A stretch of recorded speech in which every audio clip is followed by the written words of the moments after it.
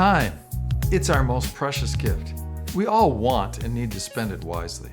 So it follows that time management is important in life, but it's really important to first-year medical students who have so much information coming at them from so many different sources and courses. It's a huge mountain to climb compared to undergrad. The courses are tougher and rougher. There's much more to learn in shorter periods of time. You're now a graduate student, and med school does have that reputation for being a super tough graduate student program of study.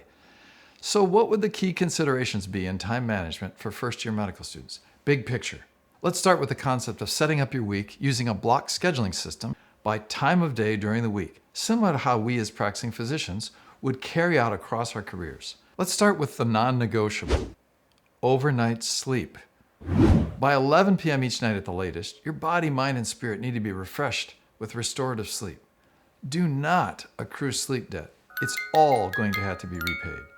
Since you will need to be getting to your classes typically starting at 8 a.m. in medical school, you're going to have to be up and awake by 6 a.m. to get in that nutritious breakfast for that brain speed and function that you're going to need to make a safe commute and to study well and to be engaged in the classroom.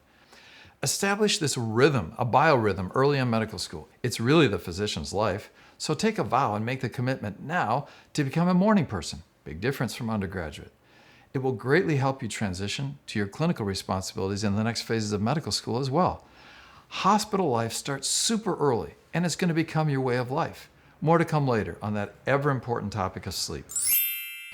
Next, let's go to the daytime sessions. Those times for lectures, labs, and learning in small groups, it's really not your own.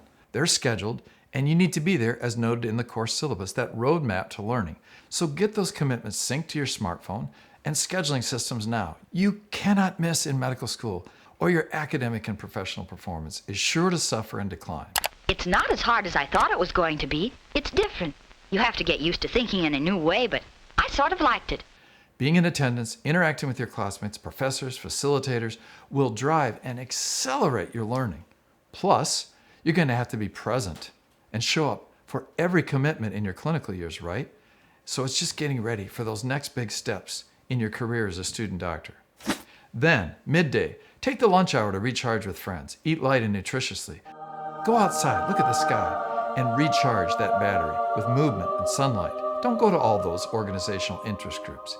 And in the afternoon, right after that first hour or two of class, take a short break. Hydrate, get a snack, open up your mind, do a light walk, do some exercise, and then schedule your block that comes before the evening meal. How do I get high grades? I work for them. I'm not going to school just to put in time. I want to be somebody. Our brains function most optimally for about 50 to 60 minutes at a time, so don't cram until you're just getting fatigued and exhausted. Stop. This way you're going to feel motivated to pick up where you left off without spending a bunch of time just being unproductive, trying to absorb material that you won't remember the next day. Keep perspective. It's just one course, remember? Keep your energy level up before dinner. Most late afternoon hours you're going to want to spend going through the course material that you did that day so that you can understand while it's still fresh in your mind.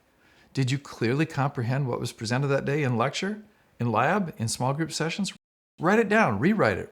Put the concepts down and see if they're still valid. Challenge yourself, ask questions, seek understanding. It's a good time right before dinner to crank out those 10 board questions per day. Let's get to that evening block. Evenings after dinner, probably best spent in a combination of individual and group study time. Mix it up with friends and study buddies a couple times a week after that evening meal when maybe you feel more tired from the day's taxing studies. It's a good time to return to the lab and do some kinesthetic, mechanical, anatomy dissection with your colleagues over the human cadaver when that energy level might be lower after dinner. Now, importantly, we need to discuss later evening. Save some of the lighter lifting for that time of the day, which would be anything after 8 or 9 o'clock at night, to do some of those board questions, cutting down that blue wavelength of light coming from your devices so that you're ready for the next day and you can sleep well. And you can think of this as a good time to be reading ahead and thinking ahead and make sure you're getting an overview of what's coming next in your multiple courses. Finally, we've left the most important time block of the day to the end of this discussion. It's the mornings. This time has to be used to set your mind towards the day's learning and setting you up for success in the clinical years when you're going to have to make a commute and see patients as early as 6 a.m. in the morning working with your residents, fellows, and attendings. So, medical students need to recognize that they're going to have to become morning people. So get up early. Get yourself some hydration, nutrition, especially for those of you who exercise in the morning.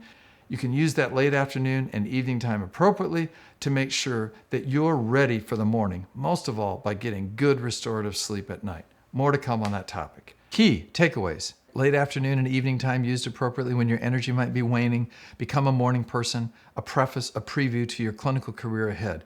And never cheat that restorative sleep. It's going to take some time to tweak or finesse that schedule, but do it and you'll start to see success. Why start now, you might ask? I could be out having fun in the afternoon. Some of my classmates are, because you'll be developing the habits grounded in neuroscience over the next few days and weeks as you start medical school and as you begin as soon as 6 a.m. in the morning. It's a mindset.